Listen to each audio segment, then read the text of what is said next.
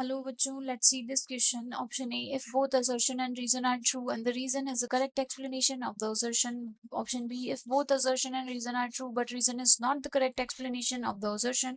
Option C, if assertion is true but reason is false. Option D, if the assertion and reason both are false. Option E, if assertion is false but reason is true. Assertion. The minimum number of non-coplanar vectors whose sum can be 0 is 4. Option reason, the resultant of two vectors of unequal magnitude can be 0. चलिए देखते हैं क्या बोल रहा है कि जो minimum number of non coplanar vectors होते हैं उनका जो सम होता है वो क्या होता है, उनका सम होता है 0 के बराबर।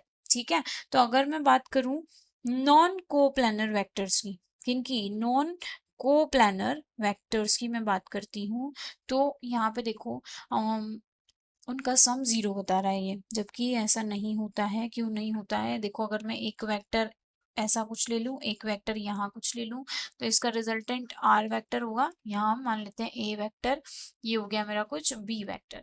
ठीक, अब यहाँ पे 0 करने के लिए हम इसके अपोजिट अगर मैं लगाऊं आर वेक्टर, वो भी कैसा, माइनस का।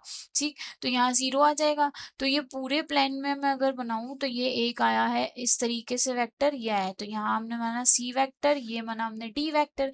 ठीक, तो इस पूरे को हमें 0 करने के लिए कितने वेक्टर्स की नीड होगी? ये है A vector plus B vector plus C vector plus D vector equals to क्या होगा, R vector minus of R vector. तो इससे 0 हो गया। तो कितने वेक्टर्स हैं हमारे पास?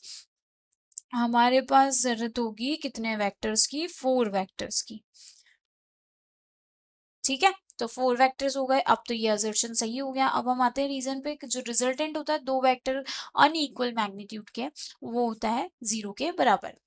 जबकि अगर मैं बात करूं यहाँ पे एक फॉर्मूला होता है रिजल्टेंट का, A square plus B square plus 2ab cos theta. ठीक है, तो ये अनइक्वल मैग्नीट्यूड के हैं वेक्टर्स, तो यहाँ पे वो 0 हो सकता है, यहाँ पे ऐसा नहीं होता है कि वो 0 होंगे।